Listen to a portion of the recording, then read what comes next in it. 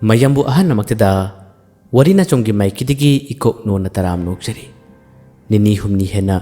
wari baba yadabagi mongda leire amuk wari jana na tharak matamda su mayam na haraw na tabiyo wari tharak tabigi damakda mayam na chobi gano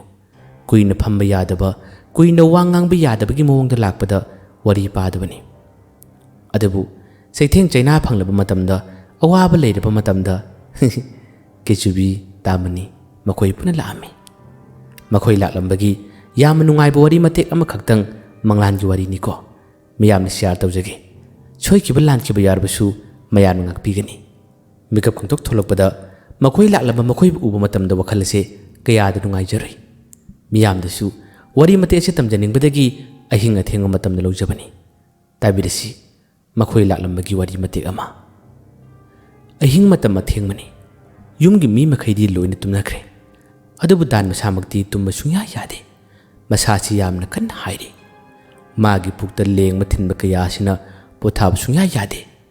nakan na teban na thamliba ising khujai adusu amuk thakani khara amuk thaklaga teban da mak thamki hakjang ase ngyaktang pothaba yabri yenge haduna amuk sebi amuk longi amuk hogalaga thunnu lagi yengi adubu karimata yadre khwang asida hekta leng mathin bakaya ma tawbasina pothab sungam ngamde tasena mak aibu hingnaroidra aibu kyam guina wakini habagi wakan phawba khalaklabani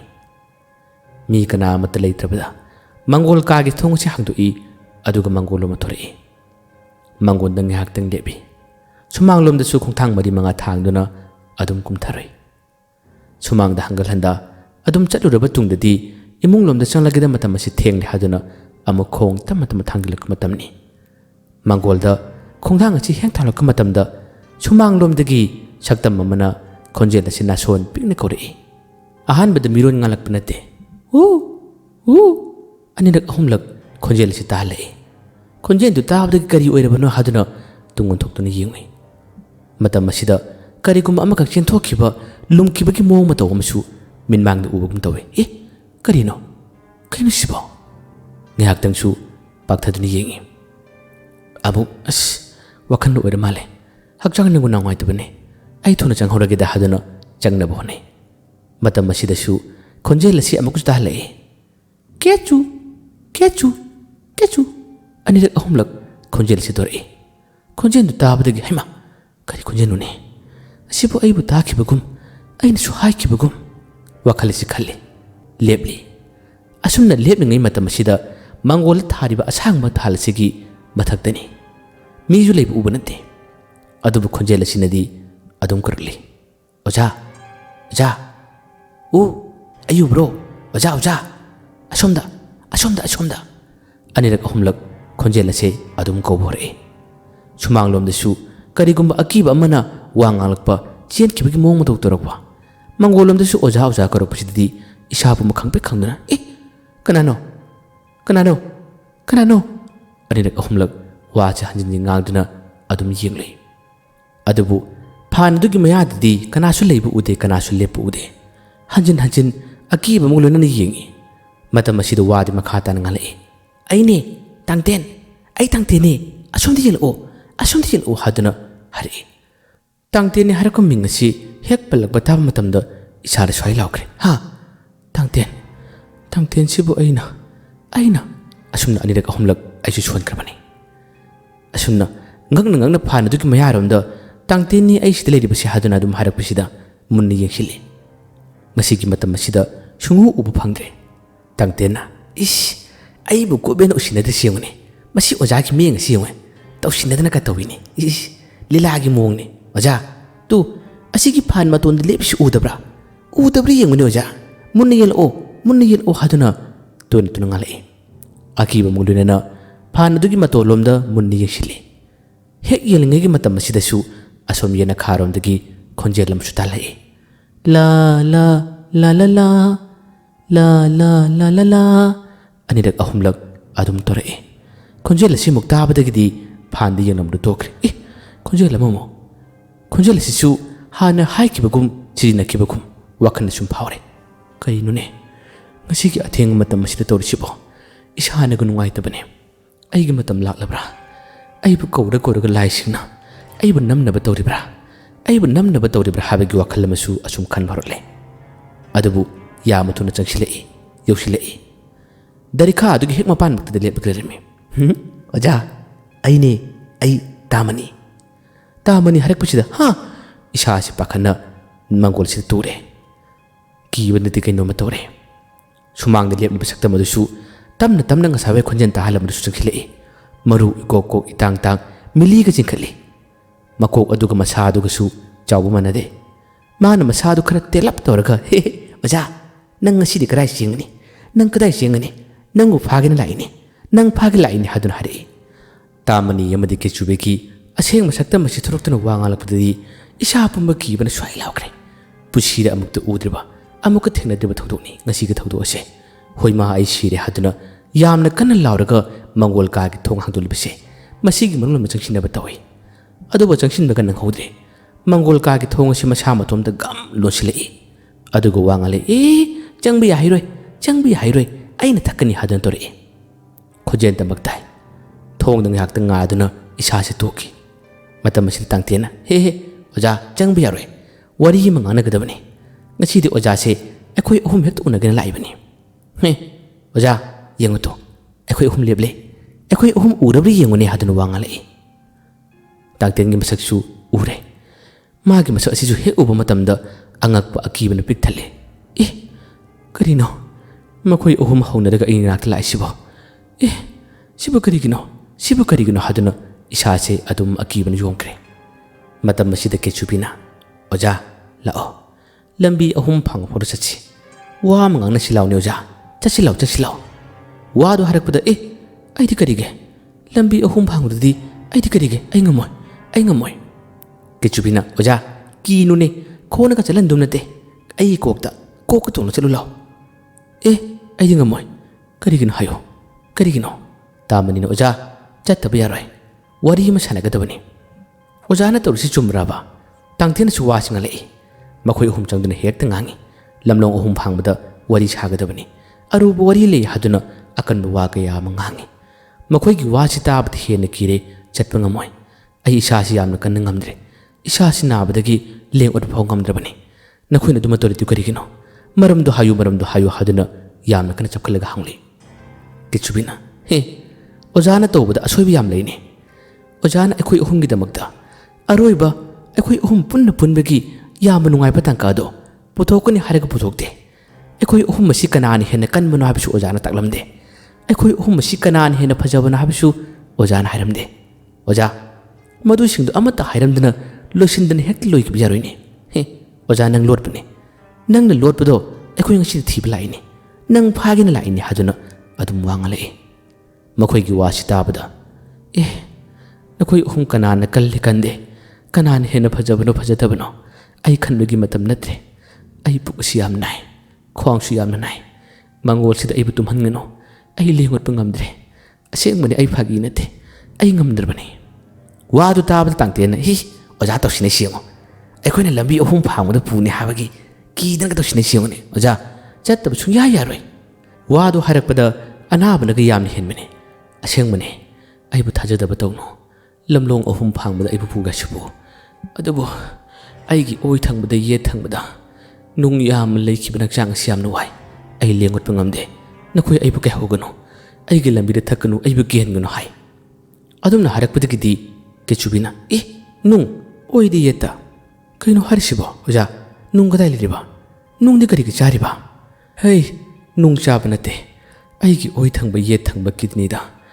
ꯅꯨꯡ ꯂꯩꯈꯤꯕꯗꯒꯤ ꯏꯁꯥꯁꯤ ꯑꯣꯅꯤꯡ ꯂꯦꯡꯒꯣꯠꯄ ꯀꯔꯤꯃꯇ ꯉꯝꯗꯕꯅꯤ ꯆꯥꯕ ꯊꯛꯄ ꯌꯥꯔꯛꯇꯕꯅꯤ ꯃꯗꯨ ꯍꯥꯏꯔꯛꯄꯗꯒꯤꯗꯤ ꯇꯥꯃꯅꯤꯅ ꯑꯣꯖꯥ ꯆꯨꯝꯕ꯭ꯔꯥꯅꯦ ꯀꯤꯗꯅꯤꯗꯤ ꯅꯨꯡꯗꯤ ꯀꯔꯝꯅ ꯀꯦꯆꯨꯕꯤꯅ ꯑꯗꯨꯗꯤ ꯑꯣꯖꯥ ꯅꯥꯕ ꯌꯥꯗꯦ ꯑꯩꯒꯤ ꯀꯣꯛꯇꯅ ꯅꯨꯡ ꯑꯗꯨ ꯂꯧꯊꯣꯛꯀꯦ ꯀꯗꯥꯏꯗꯅꯣ ꯑꯣꯖꯥ ꯑꯩ ꯂꯧꯊꯣꯛꯀꯦ ꯇꯥꯡꯊꯦꯟ ꯑꯃꯨꯛ ꯑꯣꯖꯥꯗ ꯅꯥꯕꯗꯤ ꯅꯈꯣꯏ ꯀꯅꯥꯝꯇ ꯌꯥꯎꯔꯛꯀꯅꯨ ꯑꯩꯅ ꯍꯦꯟꯅ ꯀꯟꯕꯅꯤꯅ ꯄꯤꯛꯆꯔꯁꯨ ꯑꯩꯅ ꯍꯤꯡꯒꯅꯤ ꯑꯣꯖꯥ ꯑꯩ ꯂꯥꯌꯦꯡꯒꯦ ꯑꯣꯖꯥꯒꯤ ꯆꯤꯜ ꯑꯗꯨ ꯂꯥꯎꯅ ꯀꯥꯊꯣꯛꯑꯣ ꯑꯣꯖꯥꯒꯤ ꯆꯤꯅꯨꯡꯗ ꯆꯪꯂꯒ ꯃꯅꯨꯡꯗ ꯂꯩꯕ ꯐꯠꯇꯕꯁꯤꯡ ꯑꯗꯣ ꯑꯣꯖꯥ ꯑꯩ ꯂꯧꯊꯣꯔꯛꯀꯦ ꯑꯩ ꯆꯪꯒꯦ ꯑꯣꯖꯥ ꯁꯦ ꯀꯥꯎ ꯇꯥꯃꯅꯤꯅ ꯅꯪ ꯆꯪꯕ ꯌꯥꯔꯣꯏ ꯀꯦꯆꯨꯕꯤ ꯅꯪꯅꯁꯨ ꯉꯝꯃꯣꯏ ꯇꯥꯃꯅꯤ ꯑꯩꯅ ꯂꯥꯏꯔꯤꯛ ꯄꯥꯏꯔꯤꯕ ꯇꯥꯃꯅꯤꯅ ꯇꯥꯃꯅꯤ ꯂꯥꯌꯦꯡꯒꯗꯕ ꯑꯣꯖꯥꯁꯦ ꯂꯥꯎ oja singam male imung thang lau adugo oja ge nabado ai leng biram gi law ni hadun hairi makhoi uhumgi amashu aina leng habagi matau sina hena chupakale kechubi yamadi tamani na mateng palaga ojabu imung tan pusile tangtin di yawban ti ku makhai haising yam chana achoma thang achomda ojado lengam dabani nani tama thangalo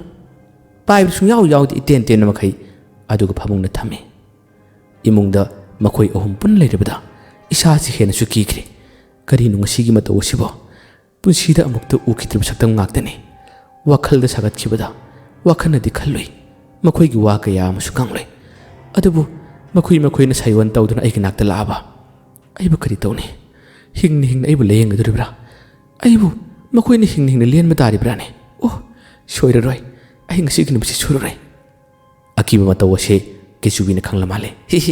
oja se ai khoina leyeng ne habji khira male oja yam nugai leyeng duini oja ta sina kari ta phon du nate ai gi kokse oja na sembi mahini ai gi mahi lo singtana he ta mani kechubi koi kachu leim nate tangte na mo nang kari hendana picture su ai se makan thabak ya taw ngam khrabani oja ai khoi kanan hele kanba kanan hele ai ti utgine ta mani na mo he tawno na khoi ani de ai nan thoklibani ai na hana thoklibani he ai gi matik mayai tan oja bu ai na nungai hatni layengani oja aduga mathangi ai khoi humpun bagi aure banu mito madudadi kechubi tangten makoi miyoi mi to shuda singse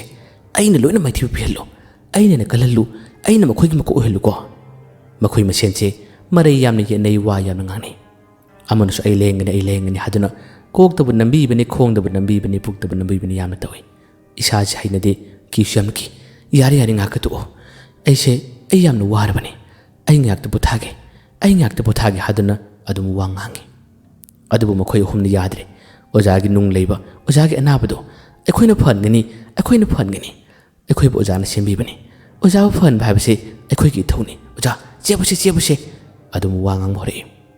isa cha haina dabana ngai khuni haduna mai se tharo onun khangi matam masida ka sig thungnaw se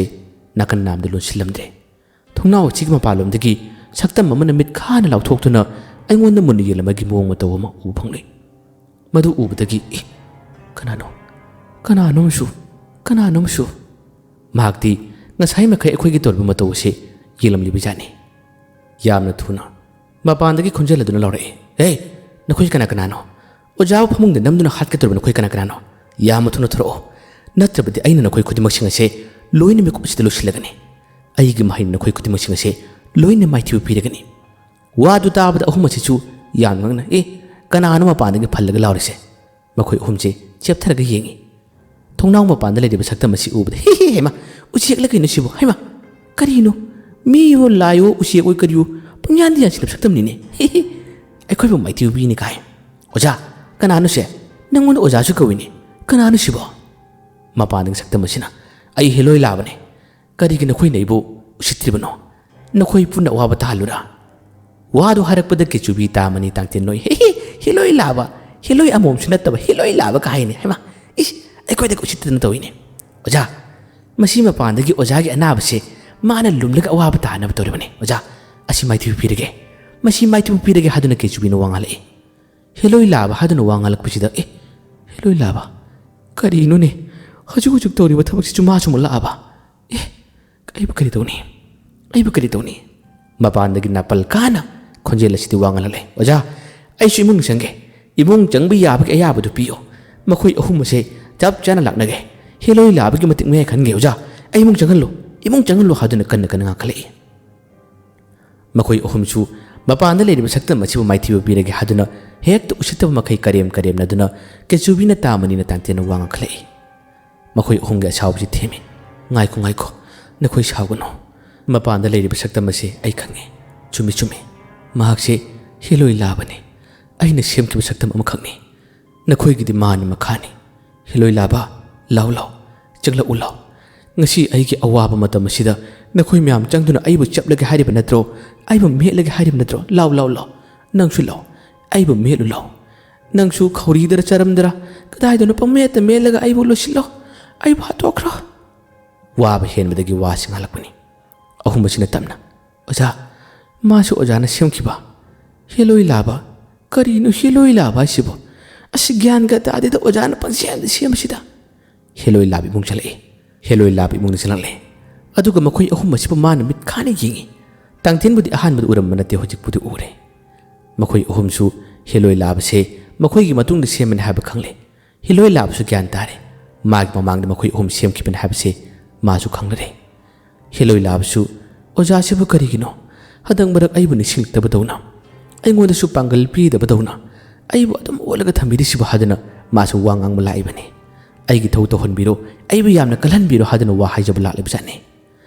ꯑꯗꯨꯕꯨ ꯑꯣꯖꯥꯒꯤ ꯃꯇꯧ ꯑꯁꯤ ꯎꯕꯗ ꯍꯦꯂꯣꯏ ꯂꯥꯕꯁꯨ ꯂꯣꯏꯅ ꯒ꯭ꯌꯥꯟ ꯇꯥꯔꯔꯦ ꯈꯪꯂꯔꯦ ꯑꯣ ꯑꯣꯖꯥ ꯑꯩꯅ ꯄꯥꯡꯒꯜ ꯌꯥꯎꯗ꯭ꯔꯤꯕ ꯑꯩꯅ ꯌꯥꯝꯅ ꯋꯥꯔꯤꯕ ꯑꯇꯣꯞꯄꯅ ꯍꯦꯟꯅ ꯄꯥꯡꯒꯜ ꯀꯜꯂꯤꯁꯤꯗꯤ ꯑꯣꯖꯥꯗꯤ ꯑꯁꯣꯝꯗ ꯄꯨꯔꯥ ꯐꯤꯒꯥ ꯄꯩꯔꯦꯗꯅ ꯑꯣꯖꯥ ꯀꯃꯥꯏꯅ ꯇꯧꯔꯤꯅꯣ ꯍꯦꯂꯣꯏ ꯂꯥꯕꯅ ꯂꯥꯌꯦꯡꯖꯔꯝꯒꯦ ꯑꯗꯨꯒ ꯑꯣꯖꯥ ꯃꯊꯪꯒꯤ ꯑꯣꯖꯥꯅ ꯀꯜꯂꯕ ꯇꯨꯡꯗꯗꯤ ꯑꯩꯁꯦ ꯌꯥꯝꯅ ꯀꯜꯍꯜꯂꯛꯑꯣ ꯑꯩꯒꯤ ꯃꯇꯤꯛ ꯃꯌꯥꯏꯁꯦ ꯌꯧꯍꯜꯂꯛꯑꯣ ꯃꯥꯒꯤ ꯋꯥꯗꯨ ꯇꯥꯕꯗ ꯑꯍꯨꯝ ꯑꯁꯤꯁꯨ ꯑꯁꯤꯁꯨ ꯍꯧꯔꯦꯅ ꯃꯇꯤꯛ ꯃꯌꯥꯏ ꯀꯟꯅꯕ ꯍꯦꯟꯅ ꯀꯟꯕ ꯄꯥꯝꯕꯤꯒꯤ ꯋꯥꯔꯤ ꯉꯥꯛꯇꯅꯦ ꯑꯣꯖꯥꯅ ꯁꯣꯝꯗ ꯐꯤꯒꯥ ꯄꯩꯔꯤꯕ ꯍꯥꯏꯔꯁꯤꯗꯤ ꯈꯪꯕ ꯅꯠꯇꯦ ꯃꯥꯁꯨ ꯅꯥꯄꯟ ꯀꯥꯟꯅ ꯂꯥꯌꯦꯡꯅꯤ ꯀ ꯍꯥꯏꯅꯤ ꯑꯗꯨꯝ ꯋꯥꯗꯤ ꯉꯥꯡꯂꯤ ꯍꯦꯂꯣꯏ ꯂꯥꯕꯅ ꯑꯣꯖꯥꯒꯤ ꯑꯅꯥꯕꯁꯤ ꯍꯥꯏꯔꯛꯑꯣ ꯑꯩ ꯍꯦꯛꯇ ꯂꯥꯌꯦꯡꯖꯔꯝꯒꯦ ꯑꯩꯅ ꯐꯅꯕ ꯍꯣꯠꯅꯔꯝꯒꯦ ꯑꯣꯖꯥ ꯅꯥꯕ ꯌꯥꯕ ꯅꯠꯇꯦ ꯑꯣꯖꯥ ꯍꯥꯏꯗꯨꯅ ꯈꯣꯡꯕꯨ ꯄꯥꯏꯕꯅ ꯍꯛꯆꯥꯡꯕꯨ ꯅꯝꯕꯤꯕꯅꯤ ꯌꯥꯝꯅ ꯇꯧꯔꯛꯏ ꯍꯧꯖꯤꯛꯇꯤ ꯃꯈꯣꯏ ꯃꯔꯤ ꯁꯨꯔꯔꯦ ꯃꯈꯣꯏ ꯃꯔꯤꯒꯤ ꯃꯇꯧ ꯑꯁꯤ ꯀꯤꯕꯗꯤ ꯂꯥꯏꯔꯗꯅ ꯀꯔꯤꯅꯣꯅꯦ ꯃꯁꯤꯒꯤ ꯃꯇꯧ ꯑꯁꯤꯕꯣ ꯑꯩꯕꯨ ꯂꯥꯌꯦꯡꯂꯒꯦꯇ ꯍꯥꯏ ꯑꯩꯕꯨ ꯍꯤꯡꯅ ꯂꯦꯟꯗꯣꯔꯤꯕ꯭ꯔꯥ ꯇꯧꯔꯤꯁꯤꯕꯣ ꯋꯥꯈꯜ ꯑꯁꯤꯗꯤ ꯑꯗꯨꯝ ꯈꯟꯗꯕ ꯉꯝꯗꯦ ꯈꯜꯂꯤ ꯃꯈꯣꯏ ꯃꯔꯤꯅ ꯄꯉꯥꯡꯗ ꯉꯥꯡꯕ ꯑꯩꯅ ꯃꯇꯦꯡ ꯄꯥꯡꯒꯦ ꯍꯥꯏꯕ ꯋꯥ ꯀꯌꯥꯁꯤꯗ ꯄꯥꯎꯈꯨꯝꯁꯨ ꯄꯤꯔꯣꯏ ꯅꯪ ꯑꯣꯖꯥꯁꯤꯡ ꯉꯥꯏꯍꯥꯛꯇ ꯄꯣꯊꯥꯍꯜꯂꯣ ꯀꯩꯗꯧꯒꯦ ꯅꯈꯣꯏꯅ ꯑꯩꯕꯨ ꯍꯤꯡꯅ ꯂꯦꯟꯅꯤ ꯍꯥꯏꯕꯒꯤ ꯄꯥꯎꯁꯤ ꯇꯥꯕꯗ ꯑꯩꯅ ꯍꯦꯟꯅ ꯀꯤꯕꯅꯤ ꯀꯔꯝꯅꯅꯣ ꯑꯩꯒꯤ ꯍꯛꯆꯥꯡꯗ ꯂꯩꯔꯤꯕ ꯅꯨꯡ ꯑꯁꯤ ꯅꯈꯣꯏ ꯂꯧꯊꯣꯛꯀꯗꯣꯔꯤꯕ ꯅꯈꯣꯏꯅ ꯃꯍꯩ ꯐꯅ ꯍꯥꯏꯔꯁꯨ ꯑꯁꯤ ꯉꯝꯃꯣꯏꯗꯕ ꯊꯕꯛꯅꯤ ꯑꯗꯨꯒꯤ ꯁꯔꯨꯛꯄꯨꯗꯤ ꯑꯩ ꯋꯥ ꯑꯃꯇ ꯍꯥꯏꯒꯦ ꯑꯣꯖꯥꯁꯤ ꯌꯥꯝꯅ ꯋꯥꯏ ꯑꯣꯖꯥꯁꯤꯕꯨ ꯉꯥꯏꯍꯥꯛꯇ ꯅꯨꯡꯉꯥꯏꯍꯜꯂꯣ ꯋꯥꯈꯜ ꯉꯥꯏꯍꯥꯛꯇ ꯅꯨꯡꯉꯥꯏꯍꯜꯂꯣ ꯋꯥꯗꯨ ꯍꯥꯏꯔꯛꯄꯗꯒꯤꯗꯤ ꯃꯈꯣꯏ ꯃꯔꯤ ꯑꯗꯨꯗꯤ ꯀꯔꯝ ꯇꯧꯅ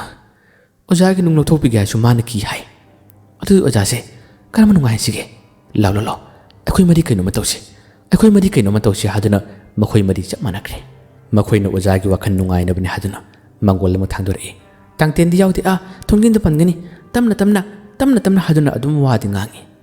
ꯃꯪꯒꯣꯜꯗ ꯃꯈꯣꯏꯅ ꯑꯩꯕꯨ ꯊꯝꯃꯤ ꯑꯗꯨꯒ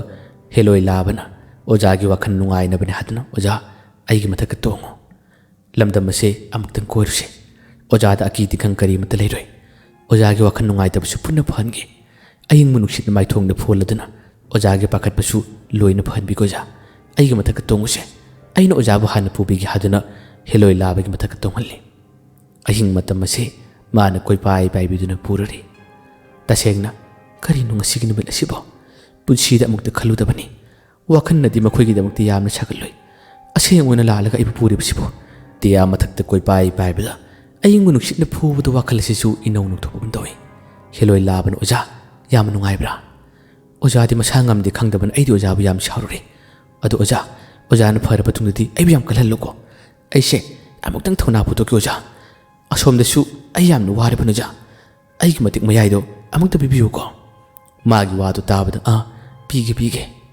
ꯑꯁꯣꯝꯗꯗꯤ ꯄꯪꯒꯣꯟꯗ ꯂꯩꯔꯤꯕ ꯑꯍꯨꯝ ꯑꯗꯨꯅ ꯈꯔ ꯄꯥꯏꯔꯗꯤ ꯌꯥꯔꯦ ꯂꯥꯎ ꯍꯥꯏꯗꯨꯅ ꯀꯟꯅ ꯀꯧꯔꯛꯏ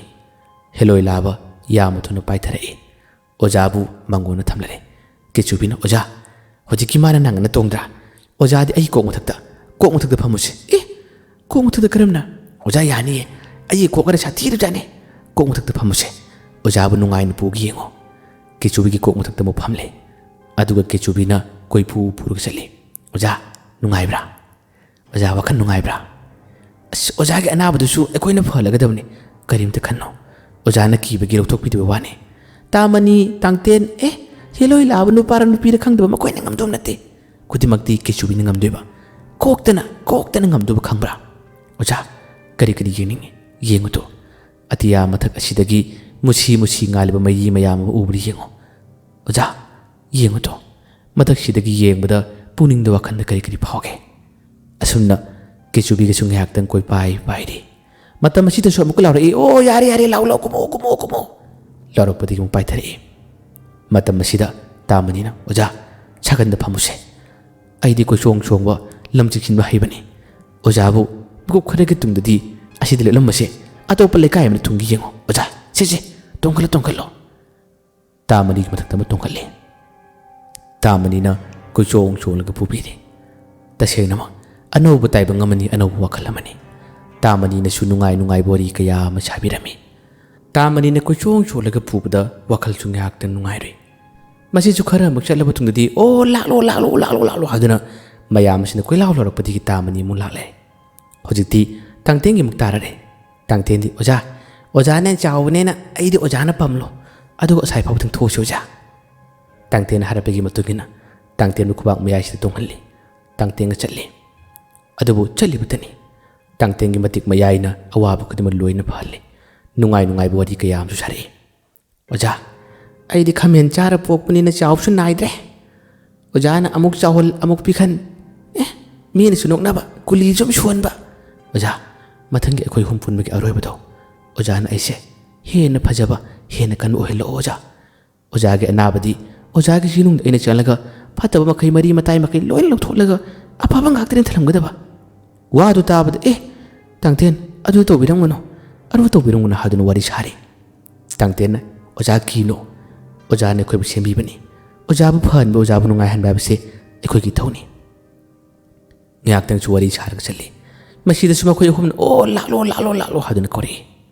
ꯑꯃꯨꯛ ꯂꯥꯛꯂꯦ ꯃꯥꯡꯒꯣꯜꯗ ꯃꯈꯣꯏ ꯃꯔꯤ ꯄꯨꯟꯅ ꯂꯦꯞꯄꯤ ꯑꯩꯍꯥꯛꯁꯨ ꯉꯥꯏꯍꯥꯛꯇꯪ ꯂꯦꯞꯂꯤ ꯋꯥꯔꯤ ꯈꯔ ꯁꯥꯟꯅꯩ ꯃꯈꯣꯏꯅ ꯑꯣꯖꯥꯕꯨ ꯅꯨꯡꯁꯤꯕꯒꯤ ꯑꯣꯖꯥꯕꯨ ꯐꯍꯟꯅꯤꯡꯕꯒꯤ ꯋꯥ ꯌꯥꯝꯅ ꯍꯥꯏꯕꯤꯔꯝꯃꯤ ꯃꯈꯣꯏ ꯈꯨꯗꯤꯡꯃꯛ ꯂꯣꯏꯅ ꯀꯟꯕ ꯄꯥꯝꯃꯤ ꯂꯣꯏꯅ ꯃꯍꯩ ꯍꯩꯕ ꯄꯥꯝꯃꯤ ꯑꯩꯅ ꯍꯦꯟꯅ ꯀꯜꯍꯟꯕꯤꯌꯨ ꯑꯩꯅ ꯍꯦꯜꯍꯟꯕꯤꯌꯨ ꯑꯩꯅ ꯍꯦꯜꯍꯟꯕꯤꯌꯨ ꯍꯥꯏꯗꯨꯅ ꯑꯗꯨꯝ ꯍꯥꯏꯔꯝꯃꯤ ꯋꯥꯔꯤꯁꯨ ꯌꯥꯝꯅ ꯅꯨꯡꯉꯥꯏꯈꯤ ꯃꯈꯣꯏꯅꯁꯨ ꯌꯥꯝꯅ ꯅꯣꯛꯍꯟꯕꯤ ꯑꯋꯥꯕ ꯈꯨꯗꯤꯡꯃꯛ ꯃꯤꯀꯨꯞ ꯑꯁꯤꯗ ꯌꯥꯝꯅ ꯀꯥꯎꯍꯟꯕꯤꯈꯤ ꯄꯨꯟꯁꯤꯗ ꯑꯃꯨꯛꯇꯁꯨ ꯎꯔꯛꯇ꯭ꯔꯤꯕ ꯋꯥꯈꯜꯗꯗꯤ ꯀꯌꯥꯔꯛ ꯍꯟꯅ ꯈꯜꯂꯨꯔꯕꯁꯨ ꯃꯁꯤꯒꯨꯝꯕꯁꯤꯕꯨ ꯇꯁꯦꯡ ꯑꯩꯒꯤ ꯅꯥꯛꯇ ꯂꯥꯛꯂꯤꯕꯁꯤꯕꯨ ꯍꯥꯏꯗꯨꯅ ꯋꯥꯈꯜꯁꯨ ꯌꯥꯝꯅ ꯈꯜꯂꯤ ꯑꯁꯨꯝꯅ ꯃꯈꯣꯏ ꯃꯔꯤꯒ ꯉꯥꯏꯍꯥꯛꯇꯪ ꯋꯥꯔꯤ ꯁꯥꯔꯤꯉꯩ ꯃꯇꯝ ꯑꯁꯤꯗꯗꯤ इखंग खंगौदना सुमांग असिदा फुरित अमखक पाइरए सक्तम करिमति याउदे फुरित फुरिनी ओ नखोई मरीदम वरी नुंगाइबनिने अइबन करिमति यहलमदबनेबा वा सिंगाले वा दुंगालकपदा कदोमदगी फुरिनो करी फुरिनो सिबो वखलसे खल्लोय मखोई मरी सुयाम ngangna फुरिलम पाइरकलगा वांगालकबा करिनो सिबो फुरित असिना नखोई मरीने ज्ञान तारोय खंगले ऐसे इतोम तोंब ओइना ओजाना सेंबीबने महई की फुरित खंगरा महई की फुरित ओजाना वखन नाना खनगे पुथोकpri सु पुथोकते ओजा के अनाब खुदिम लोइन फलगे से ओजाना वखन खनखिबा महई की फुरित मियाम ददी सुंता तहन की दब महई की फुरित अइना ओजा की मतेंग पांग लाकले ओजा से फुरिसिलिलो फुरिसिलित पति की ओजा से नहासु ओरगनी ओजा की वखल पुनिंग इनौ नौरगनी ओजा से फुरिसिलिसिलो ओजा की वखन यावखिब खुदिम फुरिसि ओजा सिन हेक लिटपदगी लोइन फरगदबनी ओजा की अनाबसु लोइन कोलगनी ओजा से फुरिसिलिसिलो हादना अदुम वांगले अदुमना वांगलप कया सिदा ओजासु वखल लाकले अइना वखन खनखिब महैगी फुरित पुथोक्तबा मानसु अइगी मतेंग पांग लाकलेबा फुरिसि पाइसिलकपदगी ngahaktan purisililui purisililubadagi isaase ponongda nungaikre yamsu harawi hekta makhoi myang gi mangsi da isaase thekpo noboi kuri na ioi oi makhai adum tori makhoi mari na kumai gum yeng hema oja che phajadra hema oja sinandra hema purisilit pan hena bakjaine fajaine haduna makhoi mari na wangangi mai gi purito ngahaktan lilubada oja gi wakal puning pungnog da nokre ponongda nungaikre मखोई Marina फुरित अदलो थोलब तुंगदा फुरित दु वांगांगे ओ नंगना अतोंबा माहिगी फुरित ओजागी वाखंददि खल्लबा पुथोक्तिबा ओजानसु मखोई मरीदा खुम्मी अइनु वाखंद खल्लुबने पुथोक्लगे हादुना अदुबु हेलोई लाबसे मागी मथौ मंगम फजना अमतंग लोसिनबिरगा पुथोकेना खल्लुबने माहिगी फुरित नंगसु अइगी अवाबदा सरुक याबा लाक्लिबरेदो माहिगी फुरित न खुम्मी ओजाना अइगी वखन यामना खनबिख्रे अइबु ओजाना असिबौ तो हनबा असिबौ ओहनबा हाबगी वखन कयासिना ओजागी वखनगी खल्लिबसिंग अदो अइना थबा ओइना पांथोलगे हादन ओजागी नाक्ता लाकबनी ओजा फुरिसिलितपद ओजा वखन नुंगाइब्रा हकजांग नुंगाइद्रा खुमे याम नुंगाइ ꯅꯈꯣꯏ ꯃꯉꯥ ꯉꯁꯤ ꯄꯨꯟꯅ ꯊꯦꯡꯅꯕꯁꯤꯗ ꯑꯩ ꯌꯥꯝꯅ ꯄꯦꯜꯂꯦ ꯃꯁꯤꯗꯁꯨ ꯅꯠꯇꯅ ꯑꯇꯣꯞꯄ ꯀꯌꯥꯗꯁꯨ ꯃꯈꯣꯏꯁꯤꯗꯒ ꯂꯥꯛꯑꯝꯂꯒꯗꯤ ꯑꯩ ꯄꯦꯟꯒꯗꯕꯅꯤ ꯑꯁꯨꯝꯅ ꯉꯥꯏꯍꯥꯛꯇꯪ ꯋꯥꯔꯤ ꯁꯥꯔꯤ ꯅꯨꯡꯉꯥꯏꯔꯤ ꯃꯈꯣꯏ ꯃꯉꯥ ꯆꯪꯗꯨꯅ ꯌꯥꯝꯅ ꯅꯨꯡꯉꯥꯏꯍꯜꯂꯝꯃꯤ ꯌꯥꯝꯅ ꯅꯣꯛꯍꯜꯂꯝꯃꯤ ꯅꯣꯛꯄ ꯀꯥꯎꯈ꯭ꯔꯕ ꯁꯛꯇꯝ ꯑꯁꯤ ꯃꯈꯣꯏꯒꯤ ꯋꯥꯍꯩ ꯀꯌꯥ ꯑꯃ ꯇꯥꯕ ꯇꯥꯡꯇꯦꯟꯒꯤ ꯅꯥꯄꯜ ꯀꯩꯆꯨꯕꯒꯤ ꯃꯀꯣꯛꯀꯤ ꯃꯥꯒꯤ ꯃꯑꯣꯡ ꯃꯇꯧ ꯍꯦꯂꯣꯏ ꯂꯥꯕꯒꯤ ꯃꯑꯣꯡ ꯃꯇꯧ ꯇꯥꯃꯅꯤꯒꯤ ꯃꯑꯣꯡ ꯃꯇꯧ ꯐꯨꯔꯤꯠ ꯑꯁꯤꯒꯤ ꯑꯣꯏꯕ ꯋꯥꯍꯩ ꯀꯌꯥ ꯑꯁꯤꯗ ꯊꯃꯣꯏ ꯑꯁꯤ ꯄꯨꯡꯄꯦꯟ ꯄꯦꯟꯃꯈꯩ ꯅꯣꯛꯏ ꯅꯨꯡꯉꯥꯏꯔꯣꯏ ꯑꯗꯨꯕꯨ ꯈꯨꯗꯤꯡꯃꯛꯁꯤꯡ ꯑꯁꯤ ꯃꯤꯀꯨꯞ ꯈꯔꯇꯪꯒꯤ ꯑꯣꯏꯔꯝꯃꯤ ꯀꯟꯅ ꯀꯟꯅ ꯅꯣꯛꯄ ꯀꯟꯅ ꯀꯟꯅ ꯍꯔꯥꯎꯕ ꯃꯇꯝ ꯑꯁꯤꯗ ꯑꯩꯒꯤ ꯀꯥꯒꯤ ꯌꯨꯝꯒꯤ ꯊꯣꯡ ꯑꯁꯤꯗꯤ ꯀꯟꯅ ꯀꯟꯅ ꯊꯤꯡꯒꯠꯂꯛꯏ ꯀꯀꯥ ꯀꯀꯥ ꯊꯣꯡ ꯍꯥꯡꯉꯨ ꯇꯠꯇꯅ ꯍꯥꯏꯔꯛꯏ ꯃꯤꯠ ꯈꯪꯁꯤꯡ ꯁꯤꯡꯏ ꯋꯥꯈꯟꯗꯁꯨ ꯈꯜꯂꯤ ꯃꯪꯂꯥ ꯂꯣꯏꯔ ꯃꯥꯜꯂꯦ ꯑꯩꯕꯨ ꯌꯥꯝꯅ ꯍꯔꯥꯎꯍꯜꯂꯝꯂꯤꯕ ꯀꯌꯥ ꯑꯁꯤꯗꯤ ꯃꯪꯂꯥ ꯂꯣꯏꯔ ꯃꯥꯜꯂꯦ ꯍꯟꯖꯤꯟ ꯍꯟꯖꯤꯟ ꯃꯄꯥꯟꯗꯒꯤꯗꯤ ꯀꯧꯔꯝꯂꯤ ꯀꯀꯥ ꯊꯣꯡ ꯍꯥꯡꯉꯨ ꯍꯥꯏꯅ ꯀꯥꯒꯤ ꯊꯣꯡ ꯑꯁꯤ ꯇꯞꯅ ꯍꯥꯡꯗꯣꯛꯏ ꯍꯥꯡꯗꯣꯔꯛꯄ ꯃꯇꯝꯗꯗꯤ ꯅꯣꯡꯁꯨ ꯈꯔ ꯈꯔ ꯉꯥꯜꯂꯝꯂꯦ ꯑꯉꯥꯡ ꯑꯗꯨꯅ ꯀꯀꯥ ꯅꯣꯛꯏꯔꯣ ꯀꯥꯁꯤ ꯋꯥꯈꯜ ꯅꯨꯡꯉꯥꯏ ꯃꯥꯜꯂꯦ ꯑꯩꯗꯤ ꯕꯨꯕꯣꯛꯀ ꯇꯨꯃꯤꯟꯅꯕꯅꯤꯅ ꯕꯨꯕꯣꯛꯅ ꯗꯨꯛ ꯊꯥꯗꯣꯛꯎ ꯉꯟꯅ ꯍꯧꯒꯠꯂꯛꯑꯕꯤ ꯍꯧꯒꯠꯂꯤꯅꯤ ꯗꯨꯛꯀ ꯊꯥꯔꯕꯅꯤ ꯒꯥꯔꯤ ꯂꯥꯛꯑꯦ ꯍꯥꯏꯌꯦ ꯕꯨꯕꯣꯛꯅ ꯗꯣꯛꯇꯔꯗ ꯆꯠꯀꯅꯤ ꯍꯥꯏ ꯃꯥꯜꯂꯦ ꯀꯀꯥꯁꯦ ꯑꯗꯣ ꯀꯀꯥ ꯆꯠꯂꯣ ꯂꯣꯏꯁꯤꯜꯂꯨꯔꯣ ꯑꯗꯨ ꯀꯀꯥꯅ ꯍꯌꯦꯡ ꯗꯣꯛꯇꯔꯗꯒꯤ ꯍꯜꯂꯛꯄ ꯃꯇꯝꯗ ꯑꯩꯒ ꯑꯆꯥꯄꯣꯠꯇꯨ ꯀꯥꯎꯅꯤꯀꯣ ꯀꯀꯥꯅ ꯍꯥꯏꯕꯗꯤ ꯑꯩ ꯂꯣꯏ ꯌꯥꯕꯅꯤ ꯑꯩ ꯊꯕꯛ ꯄꯨꯟꯅ ꯇꯧꯕꯤꯗ꯭ꯔꯥ ꯀꯀꯥ ꯀꯥꯁꯨ ꯑꯩ ꯅꯥꯟ ꯊꯝꯕꯤꯗ꯭ꯔꯥ ꯉꯥꯏꯍꯥꯛꯇꯪ ꯑꯉꯥꯡꯗꯨꯒꯤ ꯋꯥꯗꯨ ꯇꯥꯕꯗ ꯅꯪꯅ ꯂꯣꯏꯅ ꯇꯧꯕꯤ ꯇꯟꯖꯥ ꯑꯁꯤꯗ ꯏꯃꯥ ꯊꯣꯔꯛꯏ ꯅꯪ ꯂꯣꯏꯁꯤꯜꯂꯕ꯭ꯔꯥ ꯄꯣꯠ ꯆꯩꯁꯤꯡꯗꯣ ꯑꯩꯅ ꯄꯨꯟꯅ ꯌꯣꯝꯁꯤꯜꯂꯕꯅꯤ ꯒꯥꯔꯤꯁꯨ ꯈꯥꯝ ꯂꯩꯔꯕꯅꯤ ꯅꯃꯥꯟꯅꯕ ꯀꯅꯥꯅꯣ ꯑꯃꯅꯤ ꯌꯥꯎꯅꯤ ꯍꯥꯏꯕꯗꯨꯁꯨ ꯄꯥꯎ ꯄꯤꯔꯣ ꯑꯗꯨꯒ ꯆꯠꯂꯣ ꯊꯕꯛꯇꯨ ꯂꯣꯏꯁꯤꯜꯂꯣ ꯈꯔ ꯉꯟꯅ ꯆꯠꯅꯕ ꯇꯧꯁꯤ ꯌꯨꯝꯒꯤ ꯃꯤꯁꯤꯡꯗꯤ ꯃꯥꯒꯤ ꯊꯕꯛ ꯃꯔꯥꯡ ꯇꯧꯔꯤ ꯒꯥꯔꯤ ꯂꯥꯛꯈꯤꯕꯁꯤꯗꯒꯤ ꯄꯣꯠ ꯆꯩꯁꯤꯡ ꯄꯨꯒꯗꯕ ꯂꯣꯏꯁꯤꯜꯂꯤ ꯑꯗꯨꯕꯨ ꯑꯩꯗꯤ ꯋꯥꯈꯜ ꯑꯃꯗ ꯃꯥꯡꯈꯤ ꯑꯩꯅ ꯃꯈꯣꯏꯒꯤ ꯋꯥꯔꯤ ꯂꯣꯏꯁꯤꯟꯕꯤꯗꯕ ꯃꯈꯣꯏꯒꯤ ꯊꯕꯛ ꯂꯣꯏꯁꯤꯟꯕꯤꯗꯕꯗꯒꯤ ꯃꯪꯂꯥꯟꯗꯁꯨ ꯑꯩꯒꯤ ꯅꯥꯛꯇ ꯂꯥꯛꯂꯤꯕ ꯑꯣꯏꯔꯦ ꯋꯥꯈꯜ ꯑꯁꯤ ꯀꯌꯥꯗ ꯅꯨꯡꯉꯥꯏꯍꯜꯂꯝꯂꯤꯕ ꯈꯣꯡꯊꯥꯡ ꯇꯞꯅ ꯊꯥꯡꯗꯨꯅ ꯆꯤꯡꯌꯥꯔꯣꯝꯗꯒꯤ ꯇꯞꯅ ꯊꯣꯛꯂꯤꯕ ꯅꯨꯃꯤꯠ ꯑꯁꯤꯒꯤ ꯃꯥꯏꯀꯩ ꯌꯦꯡꯂꯒ ꯃꯈꯣꯏꯁꯤꯡ ꯑꯗꯨꯕꯨ ꯁꯣꯜꯂꯒ ꯑꯩ ꯁꯣꯏꯗꯅ ꯍꯜꯂꯛꯀꯅꯤ ꯅꯈꯣꯏꯒꯤ ꯃꯇꯤꯛ ꯃꯌꯥꯏ ꯑꯩꯅ ꯍꯦꯟꯅ ꯄꯤꯔꯛꯈꯤꯅꯤ ꯑꯩ ꯑꯃꯨꯛꯀ ꯂꯥꯛꯈꯤꯅꯤ ꯅꯈꯣꯏꯅ ꯃꯪꯂꯥꯟꯗ ꯂꯥꯛꯇꯨꯅ ꯑꯩꯕꯨ ꯊꯦꯝꯕꯤꯔꯝꯕ ꯀꯌꯥ ꯑꯁꯤꯅ ꯑꯩꯒꯤ ꯊꯧꯅꯥꯁꯦ ꯍꯦꯟꯒꯠꯂꯦ ꯑꯩ ꯂꯥꯛꯈꯤꯅꯤ ꯇꯥꯃꯅꯤ ꯀꯩꯆꯨꯕꯤ ꯍꯦꯂꯣꯏ ꯂꯥꯕ ꯇꯥꯡꯇꯦꯟ ꯃꯍꯩꯒꯤ ꯐꯨꯔꯤꯠ ꯑꯇꯣꯝꯕ ꯑꯩ ꯂꯥꯛꯈꯤꯅꯤ ꯑꯁꯨꯝꯅ ꯃꯈꯣꯏꯒꯤ ꯃꯔꯝꯗ ꯁꯣꯜꯂꯨꯕ ꯃꯈꯣꯏꯕꯨ ꯅꯤꯡꯁꯤꯡꯂꯛꯄ ꯃꯇꯝꯗ ꯃꯤꯠꯇꯒꯤ ꯄꯤꯁꯨ ꯇꯥꯔꯛꯏ ꯄꯨꯟꯁꯤꯗ ꯑꯍꯥꯟꯕꯅꯤ ꯃꯈꯣꯏꯕꯨ ꯈꯜꯂꯨꯕꯗ ꯃꯤꯠꯇꯒꯤ ꯄꯤ ꯂꯪꯈꯤꯕ ꯉꯥꯏꯍꯥꯛꯇꯪ ꯁꯨꯝ ꯃꯪꯂꯤꯉꯩ ꯏꯃꯥꯟꯅꯕ ꯑꯃ ꯆꯠꯂꯛꯏ ꯍꯩꯃꯥ ꯅꯪ ꯂꯣꯏꯁꯤꯟꯗ꯭ꯔꯤꯕꯣ ꯑꯁꯣꯝꯗꯤ ꯄꯨꯟꯅ ꯂꯣꯏꯁꯤꯜꯂꯒ ꯂꯩꯔꯦ ꯅꯪ ꯑꯁꯣꯝ ꯊꯣꯛꯀꯦꯅ ꯀꯧꯕ ꯂꯥꯛꯏꯅꯤ ꯂꯥꯛꯑꯣ ꯆꯠꯂꯁꯤ ꯂꯥꯛꯑꯣ ꯂꯣꯏꯁꯤꯜꯂꯨ ꯂꯥꯛꯑꯣ ꯏꯃꯥꯟꯅꯕꯗꯨꯅ ꯀꯧꯔꯛꯄꯗꯒꯤꯗꯤ ꯑꯩ ꯂꯣꯏꯁꯤꯟꯕ ꯆꯠꯂꯦ